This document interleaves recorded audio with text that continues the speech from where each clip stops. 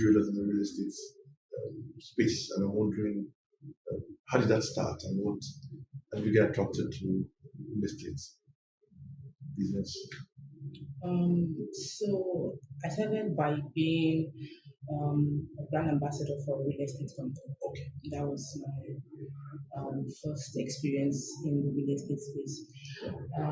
And after a few months of being the brand ambassador within that company, I realized that I engaged with a lot of customers that wanted to buy, and we were going to be making that buying decision based on me. And many of them had stories of how they've tried to buy real estate and it's been harrowing. So it was a case of I was educating on money, on being disciplined financially, but I wasn't into real estate. So when the person made me brand ambassador for their company as a real estate person, based on the fact that I teach on money management, people trusted my instinct and went in line with that company, and then they shared stories of all of the challenges they've had in previous times. When it was time to renew the contract, I didn't renew the contract. For whatever reason, I just felt that the offer wasn't good and I wasn't at peace with it. And entering into that was in 2020. I and my friend had dabbled into agricultural real estate. We had done some cashew plantation, which is still successfully going on right now. But cashew was in Ogbomoso, it was really fast. So entering 2021, I didn't want to spend the year traveling the way I did in 2020. So I felt I should do something within this place. And I attended a conference where I met a few of my mentors, two of them actually at that conference, who shared about their journey and how they were into teaching people about money management and found a vehicle that allowed them to also empower the people they were teaching with a product that was safe. So it was a case of I'm teaching you what to do, and now I'm telling you this is what you can do. So it became a win-win, and that way you don't need to charge money for the teaching, because for me I'd struggled for a while. Apart from being on TV, I love to teach, and I struggled with the idea of asking people to manage their money and then asking them to pay to learn how to manage their money. But with doing real estate, I could actually train people for free to learn how to manage their money, because I know that once they become disciplined with their money, they will be able to invest that money with me. So that was the story. It was a case of I found someone else that was able to do freely empower people with knowledge and not charge for it, because they knew that from this empowerment people will be able to make good decisions and I would earn from it. And that's been my journey. So I set up my company and continued teaching people on how to make more money, manage their money better. And many of those people have in turn become my clients. But it all started with me offering them tips and training on how to make more money and manage their money better. So are you saying that despite all we're going through right now in Nigeria, you can still make money and do good business? Oh, of course, now a lot of people cast a negative label on the entirety of what Nigeria represents. We tend to generalize. We have had maybe you've heard 20 stories of bad real estate companies out of over 300 or 500 or thousands of real estate companies, and you would judge the let's say you judge 1,000 real estate companies based on the 20 real estate company stories you have heard. That's the same thing way it happens in Nigeria. I feel that Nigeria still has a lot of potential for people. Many people are just packing up and emptying everything they have to travel out because they've lost hope. And there are still opportunities within Nigeria, because there are millions of Nigerians that can never go anywhere, and they will need to eat, they will need to live in houses, and somebody needs to provide legitimate options of those things for them. And that for me is where I would love, that's where I step in to solve the problems that Nigerians that work so hard must have a place to plug in their investments. They must have a way to say that, okay, my money is growing, and we will not see because there are a few bad eggs, everybody is now bad. Not that because there is a bit of challenge that Nigerians are going through right now. We all feel the pinch. We are buying fuel for ridiculous amount of naira right now, trying to buy dollar for a ridiculous amount of naira right now. So I cannot deny the fact that there are challenges in Nigeria. But I strongly believe that despite those challenges, some people have been able to see opportunities and build wealth for themselves legitimately here. I like to highlight those stories. I like to share those stories. I like to train people's eye to see those opportunities as well. So that I believe it's people should not don't look at the negatives and think that there's no opportunity here. There are, and I shine the light on those opportunities for them. Okay, so what's the beauty? That was the beauty of real estate, investing in real estate sector now. Okay, so like I said, acknowledging the challenge in Nigeria is the fact that we have massive inflation, ridiculous. Statistically, they are putting inflation at less than 30%, but the reality on the ground is the cost of everything has gone up above 100%. In some cases, 200%. Cement that was 2,600 last year is now selling for almost 5,500. So we know that it cannot be 100%, less than 100% in terms of inflation in cost of consumer goods. So what do people do with their money? That's the thing. Where would they put their money? When you work so hard for your money, usually you put it in the bank and you feel like you get that small 5% or 10% and you're okay. But if you try it now, what you can do with 1 million naira in January, it will probably buy you like $1,300. Right now, 1 million naira can only buy you $1,000. So putting your money in the bank is now useless. That's where real estate comes in, because no matter what, as long as you have put your money into an asset, it is not going to depreciate. And you can secure that asset. You know that the appreciation would at least always match inflationary rates. So you will not suffer that massive loss of value that you will suffer if you hold cash. So that is the opportunity real estate still presents to Nigerians today, in that you can buy properties and ensure that you don't lose your cash doesn't lose value. For some other people, they look at it that what's the appreciation rate as compared to if I change my money into dollar and just hold dollar, and I tell them, number one, holding dollar is not patriotic, because it means that you are supporting the US economy and betting against your own economy. It's like in your house, you have your children at home. You're now betting that your children will fail exam, and when they fail the exam, you will now make money. But they are your children. So you are putting your money in the hope that your family fails. That's the way I feel that when we put our every cash we earn and we change to dollar with the hope that any Nigerian money goes down, I will now change my money back and I will have value. I strongly don't support it. I feel that Nigerians need to find a way to generate, produce, let your money work for you within Nigeria. And that's what we do in real estate. So if people buy property from me, they can be sure that that money is circulating, that people will get employment, staff will get salary, engineers will get paid, Omonile will collect money, surveyor will collect money, agent will collect money, bricklayer, sand person, granite person, cement person. Like, when you invest that money back into this country, not only will you get appreciation, but every other person within the construction space will also make money, bettering the economy long term. So I preach that message all the time, and I show people with my own business model how they can still put their money into real estate in Nigeria and earn. And it's really worked for many of them that have trusted our company. Of course, our company is a young company, so it's not like we have the benefit of saying, we've been there for 10 years, but I've been consistent with my business, and I've always been transparent about how I do my thing. And people have tasted, tested, and they've come back to say, yes, I'm comfortable with this brand, I'll continue.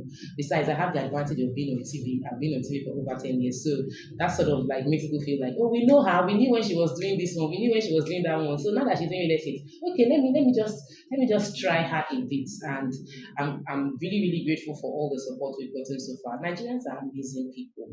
People assume that maybe they are not, but they are. It's just some of them are a bit scared. So you need to, they will suspect you for a while before they will now become warm. When you can wait and be patient, you get them to be kind to you. Okay, so how do you pass the message on to I don't know, is it that you have you have a program you do, and at the same time do you also mentor people? How do you go about Also, the core of our company is into wealth creation Okay. and people empowerment. That's what we say, what we do. We don't say we sell land. Okay. We don't say we sell real estate. We say we are into wealth creation and people empowerment, and we use real estate as our tool to achieve that. So, of course, it means that we are constantly creating empowerment platform for people, and that empowerment is by teaching. So we do teaching on social media a lot on a weekly basis. Every Monday we teach online in the evenings, and then once every month we gather people that have no experience in real estate and train them in becoming realtors. And the trainings are free. They earn money from selling our products, and that commission is used to sustain their livelihood. And many of them have gone from having no idea that they could even sell land to now owning land by themselves, simply because they joined our team, we trained them, then we help them to market, build their confidence, help them to develop see the value they have, and they are now able to monetize that value we've given to them for free by selling products. So yes, we do. We're big on training. I've had benefit of mentors. That's why I will always say Nigerians are amazing people, because Nigerians I've had people that are Nigerians here who have mentored me, who have told me, this is, don't buy land from this person. Don't go to that place. Did you check the surveyor? Did you talk to the person? Have you met the Bale of that area? Do you know the Oba? As in, people that you think we should be competing.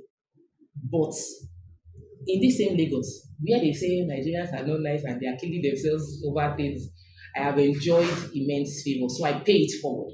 I also mentor people. I don't hide my story. I don't hide the fact that people have mentored me. I tell them, this is how I started. This is what I'm doing. These are the challenges when they happen. And when the victories come up, we come outside and dance and thank God for the victories as well. So what's the message that you keep passing on to those you encounter or those you train? One of the key things I pass on to anybody I'm talking to, training or educating, is that you would only see what you want to see.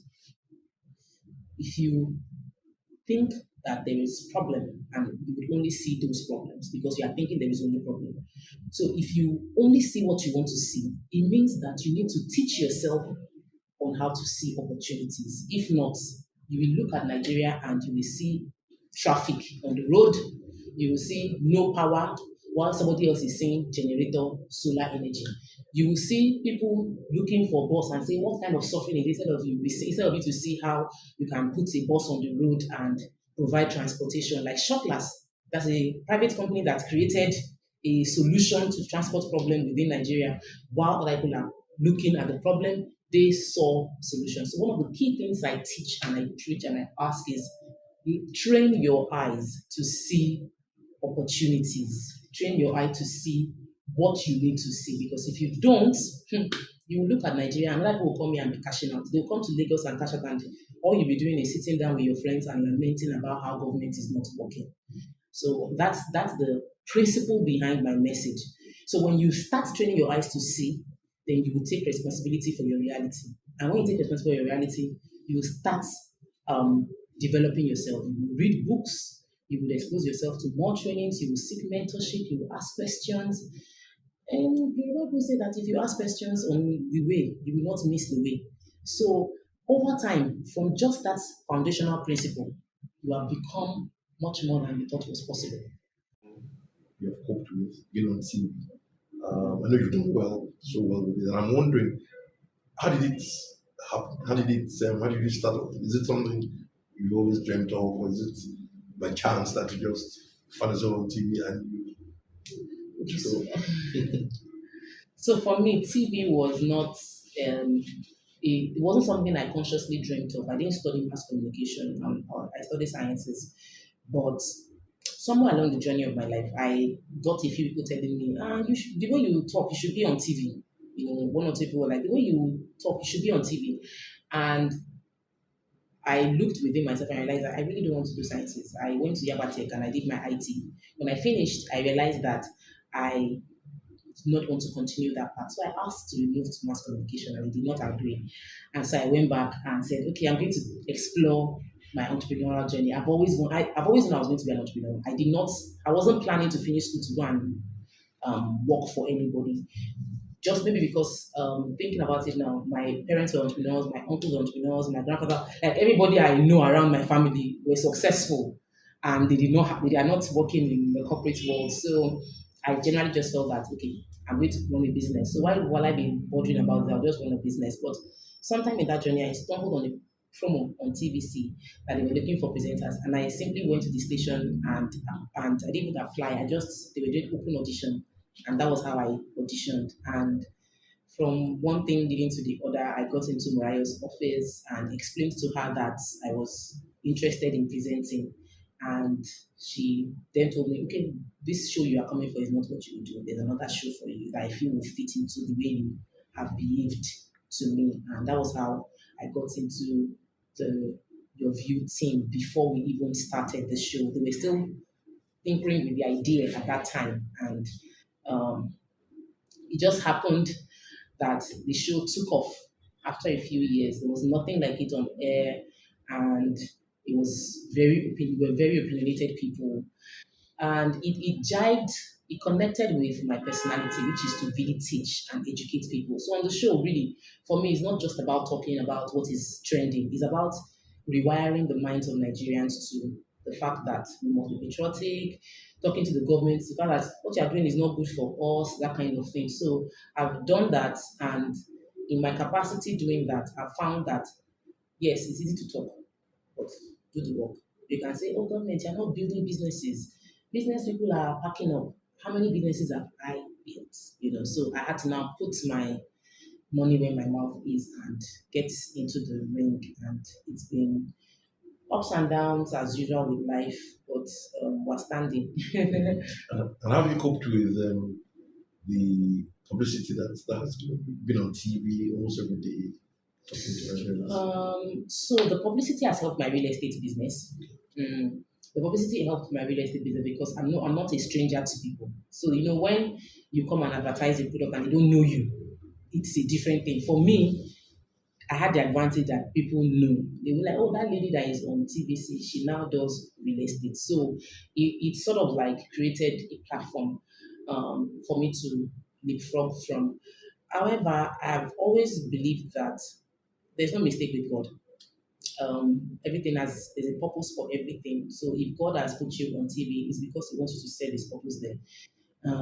If I'm doing real estate, I'm supposed to serve His purpose there as well. If there are challenges, I will look to the person that sent me that what are we doing now? This was not what we planned when NSAS happened. It was a case of God, this is not how we planned this thing to happen. What is going on here? And in real estate too, when challenges happen, go back to the person that sent us on the assignment, like, hey, how are we going to deal with this situation? So I have trained my eye to see opportunities in every challenge. So for some people, it might be challenging to handle the publicity or being that your life is in public domain. But I see that as an opportunity and I've sort of like enjoyed it. And I'm really grateful. Mm. So apart from this, what's next? Project? Yeah. So for me, what next for me within the real estate space is I believe that the problem in Nigerian real estate is a lack of innovation and Lack of innovation. We innovation. are doing things the same way we've always done it. We are building the same way. Most of the houses being built today, is still built exactly the way it was built 10 years ago, exactly the same way it was built 50 years ago. We break blocks, we waste blocks. Even it's getting worse in that corruption has now made standards to drop. So buildings that were not collapsing 30, 40 years ago, you are building and the building is collapsing right now. And like I've always said, I take responsibility for my journey. So I see myself as a solution to the problem. So for me, in the next 5, 10 years, I want to continue to innovate within the real estate space, disrupting real estate space, providing speed and affordability to our construction. And we cannot do it with the current system. The current system is going to continue to get more expensive to build, but there are ways to make building cheaper, and it is for us to think it out. Somebody created blocks, somebody created bricks. Some people are building with wood in America. It is for us in Nigeria to now say, okay, they brought blocks here for us. Historically, we're building in bricks. What is the building of the future that will be affordable for us and cheaper? For some people, it's containers. They use containers and turn it into a one bedroom. People will live there. So there are different things. Jaconde created the housing system and built several houses that made people go from being tenants into landlords. Two bedroom, and I grew up in one of those two bedrooms that was built by Jaconde in First Extension. Imagine if that man did not take that initiative. We need to have those kind of revolutionary moves, and that's where I see 10 million homes owned by Nigerians that is made in a way that is affordable. So for me, the ultimate vision for me with real estate is to be able to create housing for 10 million. It's not 10,000. The housing deficit in Nigeria, they keep saying it over and over again, oh, 60 million, it's 78 million, it's clinical. The housing deficit will continue to increase. And it's not lack of housing, it's the lack of ability to own the house. So the fresh graduate would work for 10 to 20 years and still not be able to make a deposit on the house because the system is expensive and it will not get cheap. It's not a cost. The cement is not going to go down. Sand, because the way we build is expensive, so we need to innovate how we are going to build. That's the question I ask myself every day. That I want to provide affordable housing that is fast to execute, using materials that are not currently being used, and we are working on some things already, leveraging technology with AI into construction to ensure that we speed up the process, reduce wastage, zero wastage construction, and changing the products we currently use, which is extremely expensive for us. If we are able to do that, of course, personally, I might build a million, but the idea is not for me to be the one to be the superstar of real estate. It's to cause that change. Because what Tesla did with Elon Musk was to start the revolution of electric cars. There are more electric cars in circulation now than Tesla's version. But Tesla made the dream a reality and everybody else now jumped on it.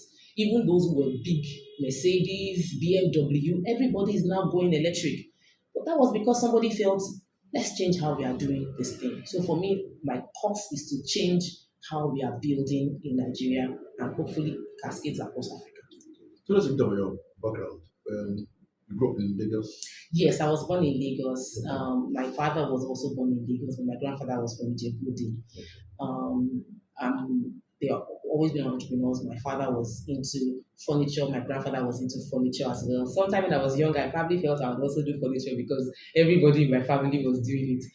However, I realized that maybe furniture is not it, but I would always be an entrepreneur.